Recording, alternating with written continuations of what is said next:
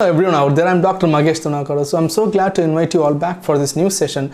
In this session, we're going to talk about seafood items. Okay, we all know that seafoods are very delicious, but in this video, we're going to talk about how nutritious these seafoods are and what makes seafood good for your health and what are the health benefits of these seafood items. Okay, this is what we're going to talk about. So you're going to get all the answers to your questions. So make sure you watch this video without skipping it. And if you have not subscribed to my channel yet, please go ahead and hit the subscription button and do like it or leave a comment down below. All right, let's get started, my friends. This seafood contains many items like a fish. When you take fish like salmon, sardines, herring fish, tuna, mackerel, many other fish out there, right? And shrimps, scallops, crabs, clams, mussels, and everything, right? And even it includes sea vegetables like algae and seaweed. So what makes a seafood good for your health? We all know everything contains something, right? So when you take poultry or meat, they have some proteins and other things. When you take the seafood items, they have got plenty of essential fatty acids like omega-3 and omega-6 fatty acids. There's a DHA and EPA. In addition to these essential fatty acids, they have got vitamins D and A as well. Vitamin D is essential for calcium metabolism, calcium formation.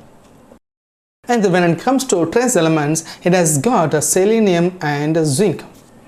The selenium and zinc are very essential for your thyroid metabolism. Okay.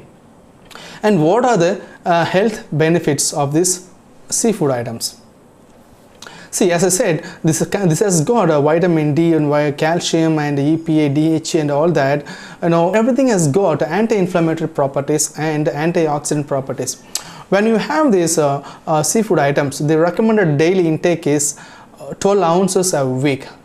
Okay, so when you take these seafood items as recommended, your anti-inflammatory properties eventually go up, right? And then fight against this inflammation that's going on in your body, and then it reduces any chronic diseases. Like for example, it will reduce any future occurrence of depression or cholesterol, and cholesterol in turn it may cause high blood pressure. There is a study in Japan. They say that people who take seafood items as recommended, like 12 ounces a week, they less likely get into depression. And the seafood also it improves one's life expectancy. People in Japan, they eat seafood items, and if you take average Japanese life expectancy, it's over 80 or 85 compared to the other countries in the world. Okay, and there are researchers in Japan. These people, what they say is they followed up two set of pregnant people. One set of pregnant people, they took seafood items like 12 ounces a week as recommended. The other set of pregnant people, they did not take any seafood items. Children born to these pregnant people who took seafood items, these children showed a greater IQ, better IQ than these children who were born to this pregnant mother who did not take seafood. Okay, that's a different story. So what you should be very, very careful of when you eat seafood items. The only thing what you should be very careful about is mercury.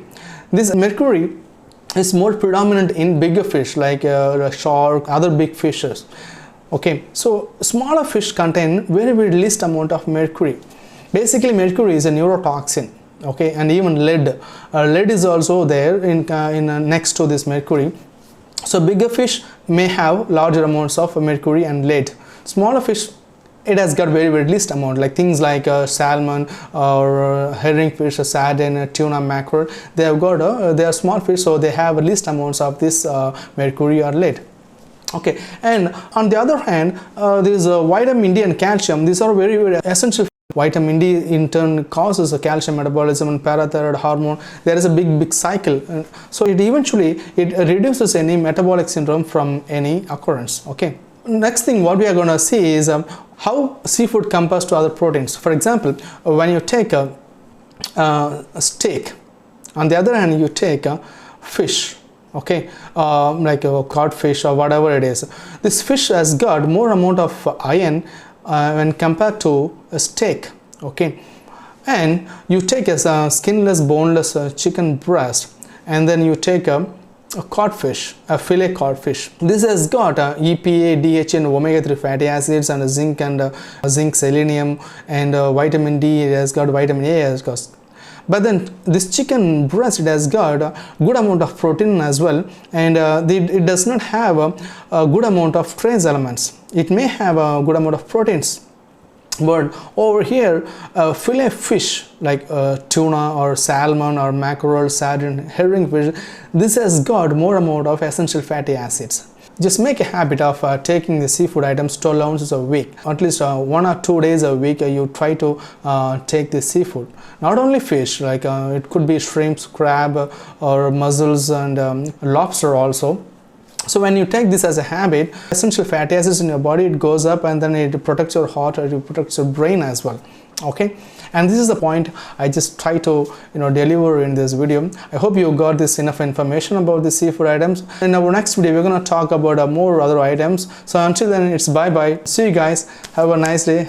Have a good one. Bye bye.